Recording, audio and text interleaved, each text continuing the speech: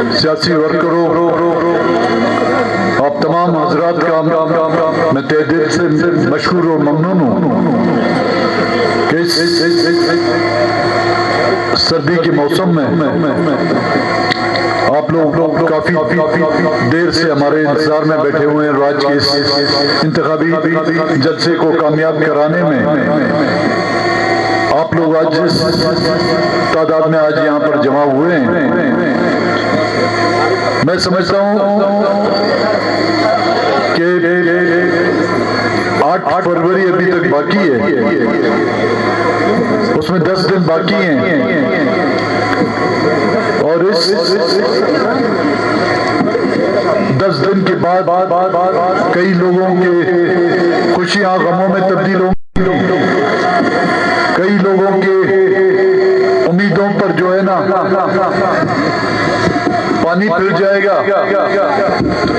आज आप लोगों ने 8 से पहले ही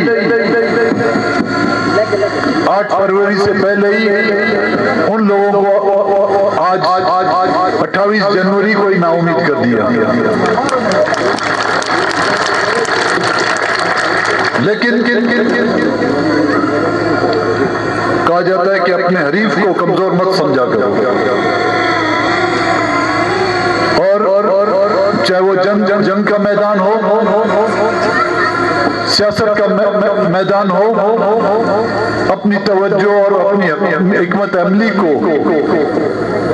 सामने रखते हुए हर कदम आपको उठाना पड़ेगा। यहाँ पर कई इलेक्शन आए हैं, कई इलेक्शनों में अवाम ने तो हमें वोट दिए, अवाम ने हमें कामयाबी कराया, लेकिन अचानक पता नहीं कहां से ये फरिश्ते आ जाते हैं। लोग उनको खलाई मखलूक कहते हैं। अब वो खला में नहीं रहते, हमारे और आपके दरमियान रहते हैं। जिस खला से वो आए हैं उस खला को तो उन्होंने तबाहाल कर दिया। जिस खला से वो ताल्लुक रखते हैं, जिस इदारे से वो ताल्लुक रखते हैं, उस इदारे को न कि सिर्फ इस मुल्क में बल्कि इस दुनिया में जो है उसको जलील व ख्वार कर दिया उन्होंने। आज चूंकि सरियाब में इस जलसे का इनकाद हुआ है तो सितम ज़रीफ़ी होगी कि मैं सरियाब के उन बुजुर्गों को याद ना करूं जो न कि सिर्फ नेशनल अवामी पार्टी बल्कि कईयों का ताल्लुक उस वक्त की उस्मा गुल से था। कईयों की सियासत की बुनियाद अय्यूबी दौरे मार्शल्ला में उन्होंने जो है बलूचिस्तान का बैरक उठाया हुआ था। उनमें हाजी अब्दुर्रहमान शावानी साहब, बाबे लेडी साहब, बाबा जान शावानी साहब, मलिक अब्दुल रसूल साहब, मलिक हबीबुल्लाह साहब और कई ऐसे गुमनाम सिपाही जिन्होंने इस धरती और इस धरती के लिए जद्दोजहद करने वाली उन सियासी पार्टियों का साथ दिया, उनका झंडा लहराया।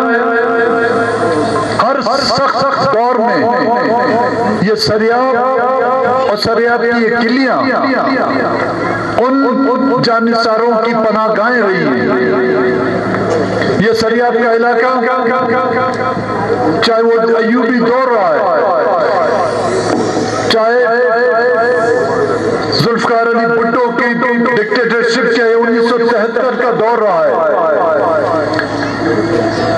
इन सरियाब के उन गिदानों ने, इस सरियाब में आबाद उन कच्चे कमरों ने बलूचिस्तान की जद्दोजहद का बैरक उठाने वालों को जो है यहाँ पर पनाह दी है। आज हम उन सरियाब के लोगों से मुखातिब हैं, न कि सिर्फ सरियाब बल्कि कोयटे में मौजूद वो तमाम इलाके जिसमें हुद्दा, किली इस्माइल, किली अलमास और वो इलाके जो अब आबाद आबादी की तरफ पहुंच चुके हैं। वो तमाम इलाके बलोच कॉम्परस्तों का गढ़ कहलाते थे, और हम आज भी ये फख्र से महसूस करते हैं, और ये बात करने में हम फख्र महसूस करते हैं कि कोयटा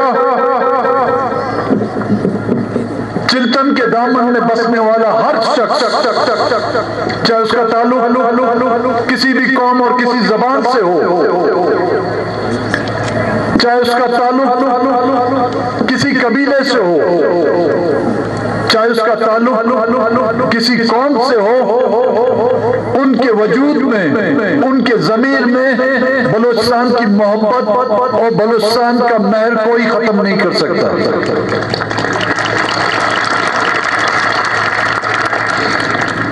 अब हजरात ने तो देखा होगा कि इस बार मैं 4 हल्कों से इंतखाब लड़ रहा हूँ। खुजार कौमी असम्बली से 2018 में मैं पहली मरतबा इंतखाब लड़ा था। वट की सूबाई असम्बली से 1988 से मैं इलेक्शन लड़ता आ रहा हूँ।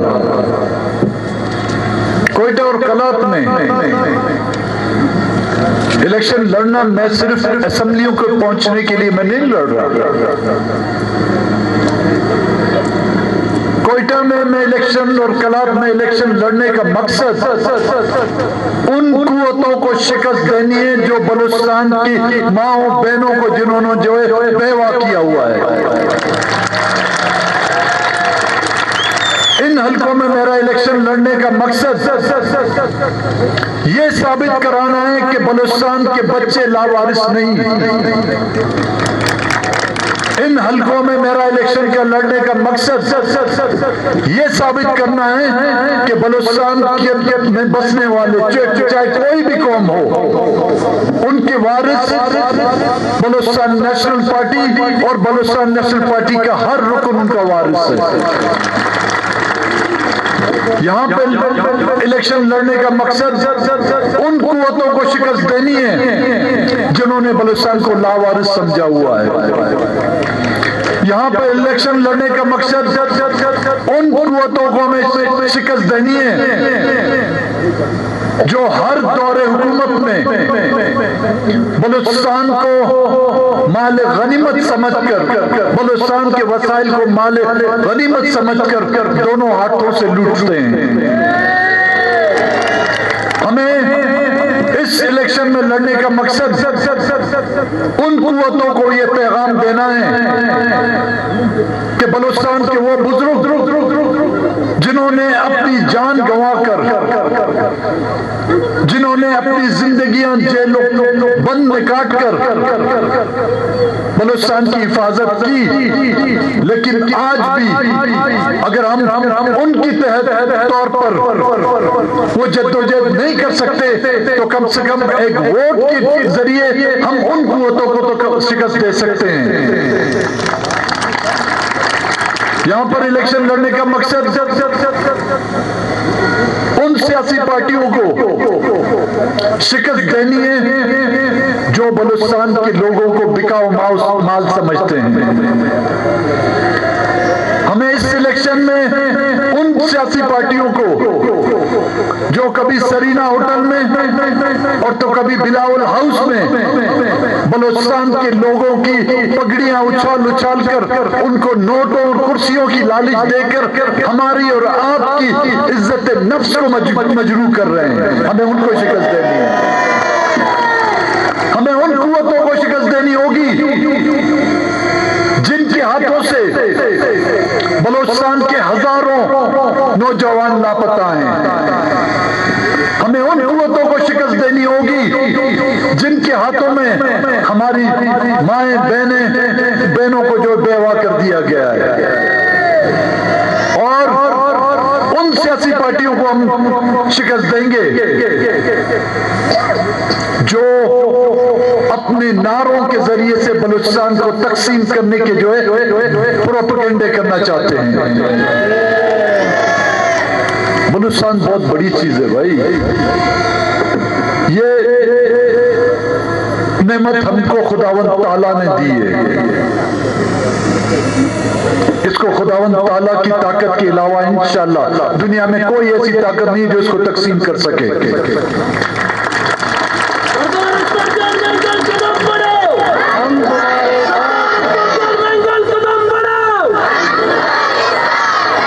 साल आप लोगों ने हुकूमत काटी, ज़रगून का पहाड़ तो काट कर हमें दिखाओ, फिर बलूचिस्तान को काटो। पहाड़ अपनी जगह पे, उसके सामने जो कुछ टीले पड़े हुए उनको तो काट के दिखाओ हमें पहले। हाँ, अपनी सियासत चमकाने के लिए कल भी मैंने ये कहा था, इलेक्शन के दौरान जब जब जब जब जब कोई ईद का मौका होता है तो लोग मुख्तलिफ दुकानों के सामने जो है अपने ठेले लगाते हैं। ईद उल फितर का मौका होता है तो कोई मेहंदी का ठेला लगाता है, कोई चूड़ियों का ठेला लगाता है, कोई जूतों का ठेला लगाता है। कुर्बानी का मौका होता है तो कोई बकरा मंडी में जो है बैल लेके आता है, कोई भैंस लेके आता है, कोई बकरा ले आता है, कोई दुम्बा ले आता है। अपने इलेक्शन को कामयाब कराने के लिए ये कबाड़ी की दुकान अब आपकी नहीं चलेगी भाई, ये अभी बंद होगी है। इसको हमने बंद नहीं किया। यहाँ के बाशऊर पश्तूनों ने वो समझ गए हैं कि बलूचिस्तान को तकसीम करने का आपका सिर्फ नारा है और इस नारे के तहत आप अपने और अपने रिश्तेदारों को असेंबलियों में और नौकरियों में लाना चाहते हैं।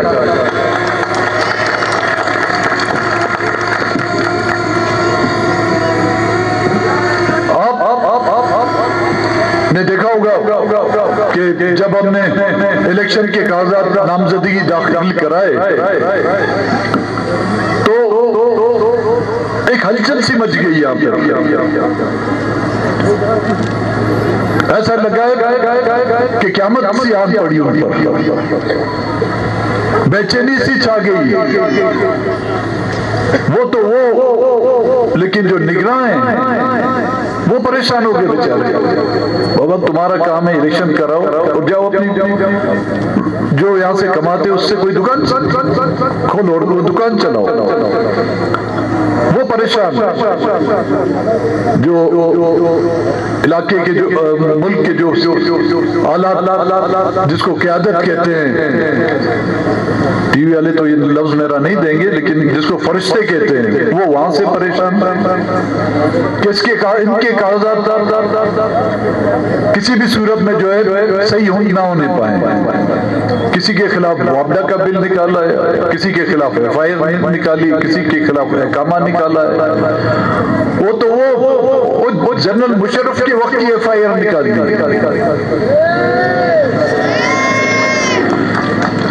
भाई मेरे उन पुरानी FIR को छोड़ो, कोई नई ताजा काटो। आप इन हथकंडों से अवाम के दिलों से तो हमें नहीं निकाल सकेंगे। अवाम का जो मेहर है, आप समझते हैं कि हमें यहाँ से इलेक्शन से आप दूर रखकर बलूचिस्तान के मसलों को आप हल करेंगे। आपकी इन कारस्तानियों की वजह से, आपके इन गलत फैसलों की वजह से बलूचिस्तान आज इस मैच पर आके पहुंचा हुआ है। बलूचिस्तान वो इलाका था जहां लोग अमन के गीत गाते थे। ये कोयटा का शहर, हमें याद है जब हम यहाँ से बचपन में गुजरते थे तो यहाँ पर सनोबर के दरख्तों की खुशबू आती थी, यहाँ फलों और फूलों की खुशबू आती थी, यहाँ पे लोगों के दरमियान एक भाईचारा था। आपकी उन गलत पॉलिसियों की वजह से, उन गलत फैसलों की वजह से लोगों के दरमियान नफरतें पैदा की गई है। और जहां पर जिस मुल्क में नफरतें अपने अरूज पर पहुंच जाएं तो उस मुल्क की बुनियादें हिल जाती हैं। और आज वाकईतन आपके उन गलत फैसलों की वजह से जो नफरतें खड़ी की गई हैं, उससे आपके मुल्क की बुनियादें हिल रही हैं। आप अपने फैसलों पर पशेमानियों के बजाय हर रोज एक नया तजुर्बा करते हैं और उन तजुर्बा की इब्तिदा बलूचिस्तान से करते हैं कौम परस्तों को काउंटर करने के लिए, बलूचिस्तान के लोगों को कौम परस्ती की सियासत से हटाने के लिए। कभी आप अपने पोल्ट्री फार्म में वो सियासी पार्टियां बनाते हैं, कभी आप अपनी लेबोरेटरियों में वो सियासी पार्टियां बनाते हैं, कभी आप बलूचिस्तान की कौम परस्ताना सियासत में खौफ तारी करने के लिए हमारे नौजवानों की टारगेट किलिंग कराते हैं।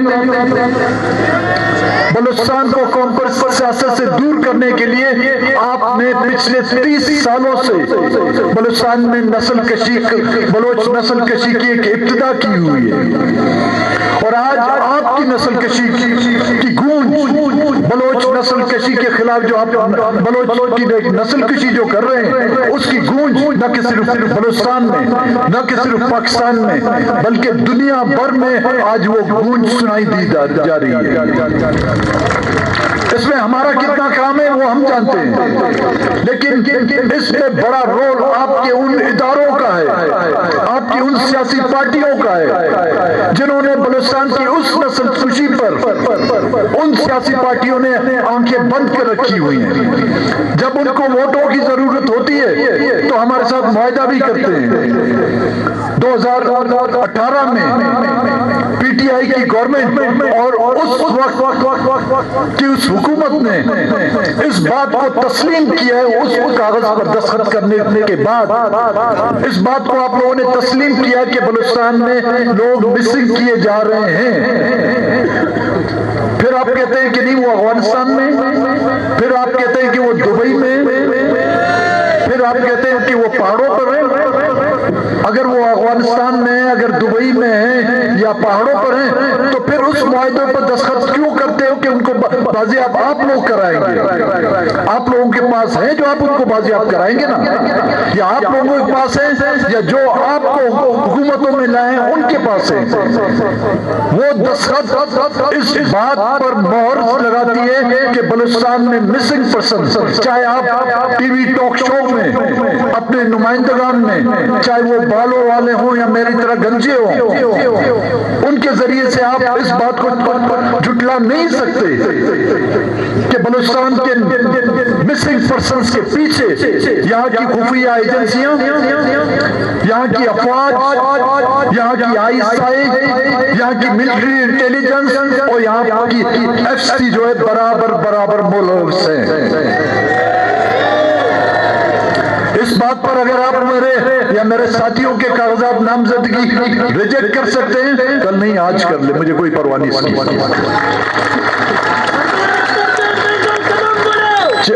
चैनल वालों से गुजारिश है, ये आप लोग खबर न दें, आप लोगों का चैनल बंद हो जाएगा।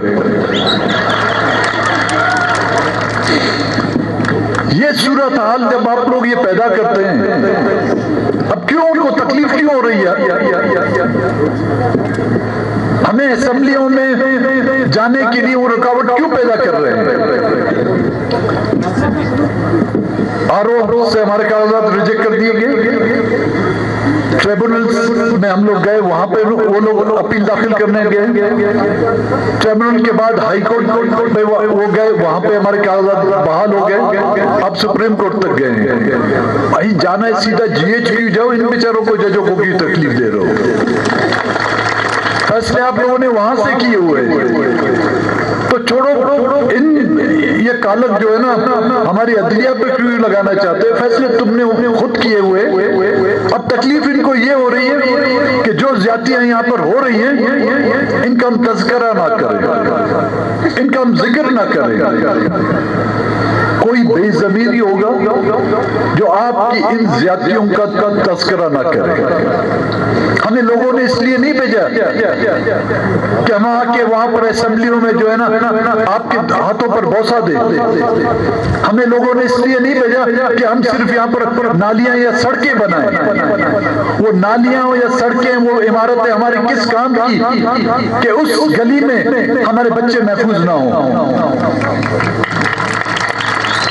वो शहर हमारे किस काम के, वो गांव हमारे किस काम पे, जहां पर हमारी इज्जतें महफूज ना हो। ये बच्चियां जो तुर्बत से इस्लामाबाद पहुंची, एक रियासत जिसको कहा जाता है कि रियासत माँ का दर्जा है, वो बदबख्तो तुम तो सुतेली माँ के लाने के लायक नहीं हो। कोई सुतेली माँ भी इस तरह का रवैया अपने बच्चों के साथ नहीं करती जो तुम लोगों ने इन बच्चियों के साथ किया। और मुझे अपनी इस मिसिंग पर्सन्स की बात करने पे किसी की सर्टिफिकेट की भी जरूरत नहीं। हम ये बात उस वक्त से कर रहे थे जब वो लोग इस दुनिया में मौजूद ही नहीं थे। 2002 में जब मिसिंग पर्सन्स का मसला शुरू हुआ, बलूचिस्तान नेशनल पार्टी वो वाहिद पार्टी थी जिसने ये नारा लगाया। ग्वादर से लेकर कोयटे तक जो हमने लॉन्ग मार्च का ऐलान किया था, वो नुकात भी पढ़े। अगर किसी को उर्दू पढ़नी नहीं आती, अंग्रेजी में तर्जुमा करके देते हैं उनको। अरबी हम जालावान वालों को नहीं आती, उसका हमसे नहीं पूछना। कोई और जबान में कहें तो हम उसका तर्जुमा करके देते हैं। वो लॉन्ग मार्च में भी देखें मिसिंग पर्सन का जिक्र था। क्यों जनरल मुशर्रफ ने बलूचिस्तान नेशनल पार्टी के 700 कारकुनों को टॉर्चर सेलों में रखा? बलूचिस्तान की कोई ऐसी जेल नहीं थी जहां पर बलूचिस्तान नेशनल पार्टी के कारकुन और उनके अकाबरीनों को बंद नहीं किया गया था। हमने तो कोई हमारे ऊपर कोई नैब का केस तो नहीं था। एक तरफ तो उन बैरिकों में नए के कैदी थे जिन पर करप्शन की और चोरियों के इल्जाम थे, और दूसरी तरफ बलूचिस्तान नेशनल पार्टी के वो कारकुन थे जिन पर इल्जाम था कि उन्होंने बलूचिस्तान का जो झंडा बुलंद किया। वो झंडा हमने तब भी बुलंद किया था, अब भी बुलंद करेंगे, और आने वाले दिनों में अगर हम नहीं हुए तो हमारी नस्लें बुलंद करेंगी। अब फैसला आपको करना है। वो हमें रोक रहे हैं। सरकार कागजात नामजदगी से लेकर जलसे जुलूसों तक कभी दफा 144 लगा दिया जाता है। भाई दफा 144 से हम नहीं रुक सकेंगे। अयूबी मार्शल्लाह, भुट्टो का मार्शल्लाह, मुशर्रफ की डिक्टेटरशिप मार्शल्लाह में नहीं रोक सकी। एक गंजे का दफा 144 में क्या रोकेगा? कल मैंने उधर किले अलमास में जलसे में कहा था कि उर्दू की एक मिसाल है कि खुदा गंजे को नाखून ना दे। इसको जो वजारत मिल गई है, ये तो अपना भी गंज नोच रहा है और दूसरे का मुंह भी नोच रहा है। अब ये फैसला आप लोगों को करना है, बलूचिस्तान नेशनल पार्टी के दोस्तों को, बलूचिस्तान की आवाम को। आप बलूचिस्तान की आवाज को पाकिस्तान के और बलूचिस्तान के ऐवानों में सुनना चाहते हैं। आप चाहते हैं कि उन माओ बहनों की फरियादें उन ऐवानों में आए, सुनाई दी जाए। आप चाहते हैं कि यहाँ पर मिसिंग पर्सन और बलूचिस्तान में होने वाली कत्ल गारतगिरी की आवाजें पाकिस्तान की असेंबली में एक बार फिर गूंजे, तो फिर हाथ उठा के कहें कि आप हमारा साथ देंगे। यख चौतंग करे नुए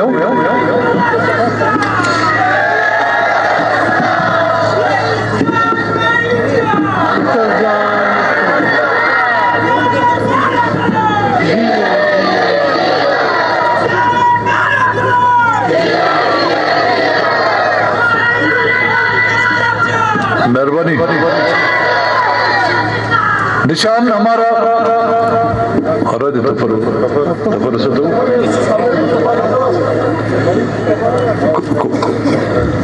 कुलाड़ी हमारा निशान है। बलूचिस्तान में हर जगह से तेजो से ओरिजिनल से ना, ये निशान तो आप लोगों को याद है, इसको तो नहीं भूलेंगे। इस बार 2018 से भी ज्यादा पे ठप्पे लगाने हैं आप लोगों को। अब जिस तरह के रियासत ने कोशिश की कि हमारे कागजात खराब किए जाएं, मतलब हर वो हथकंडा वो इस्तेमाल कर रहे हैं कि हम असेंबलियों तक ना पहुंचे। उनको मैं कहना चाहता हूं, चाहे वो निगरां हो, हुकूमत हो, या उनको लाने वाले हों, चाहे केयरटेकर हो, चाहे अंडरटेकर हो, कि ये 2013 नहीं, 2018 में भी आपने कुछ इलाकों में ये हरकतें की थी, और इस बार बलूचिस्तान नेशनल पार्टी को इलेक्शन में रोकने की कोशिश की गई। तो फिर ये मैं वाजे करना चाहूंगा कि वो दिन पाकिस्तान में नहीं, बलूचिस्तान में जमहूरियत की कफन में जो है आखिरी कील साबित होगी। फिर हमसे गिला न करना, हमारे लिए जमहूरी रास्ते बंद ना करो। हम जमहूरी अंदाज में अपना नुक्ता बयान करना चाहते हैं, हम जमहूरी अंदाज में अपने हुकूक लेना चाहते हैं। हमें सड़कों पर मत लाओ। अगर 8 फरवरी के निताइज को तब्दील करने की कोशिश की गई, अपने मनपसंद लोगों को कामयाब करने की कोशिश की गई, तो मेरी बलूचिस्तान नेशनल पार्टी के हर उस कारकुन को, हर उस हमदर्द को, हर उस खैरख्वाह से ये गुजारिश होगी, फिर आप रोडों पर निकलेंगे। ये साबित करना आपको होगा कि इस धरती के वारिस आप हैं, इन माओ बहनों के वारिस आप हैं, इस झंडे के वारिस आप हैं।